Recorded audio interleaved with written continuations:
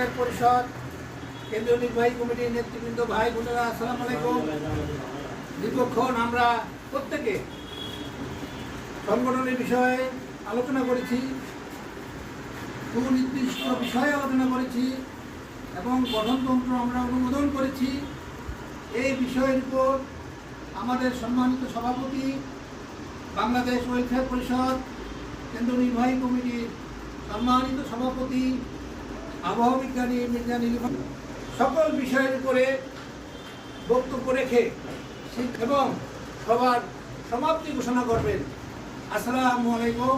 এখন বক্তব্য রাখবেন বাংলাদেশ ওয়েলফেয়ার পরিষদ কেন্দ্রীয় নির্বাহী কমিটির সম্মানিত সভাপতি আবহাওয়া বিজ্ঞানী মির্জা নীলিমা জাহান।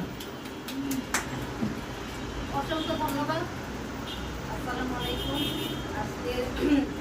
আজকে মিটিংয়ে উপস্থিত আমাদের সম্মানিত উপদেষ্টা সাইফুল ভাই, সম্মানিত সিনিয়র সহসভাপতি তাজ ফারজানা আপু, আপনি ওদিকে জানান সুরে তুলে লাগি আমাদের সম্পাদক সাহেব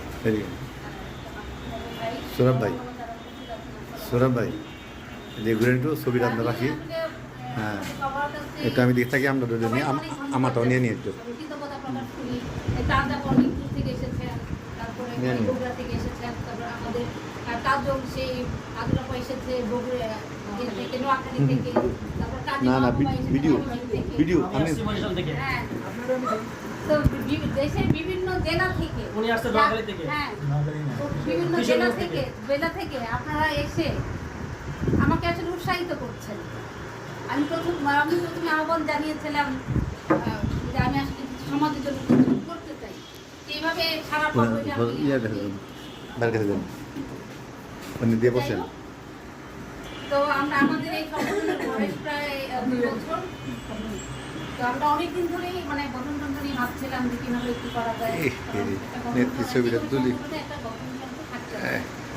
ঠিক আছে, সরকারি একটা পারমিশন দরকার এই ধরনের সংগঠন চালাতে চাই। তো সেই লক্ষ্যে আমরা একটা গঠনতন্ত্র তৈরি করেছি এবং আপনারা সবাই সেটা করেছেন এবং আমাদের সাধারণ সম্পাদক মৌ ভাই সেটা আপনাদেরকে সবাইকে শুনিয়েছেন এবং আপনারা সবাই এই গঠনতন্ত্রে আপনারা আপনাদের হার সূচক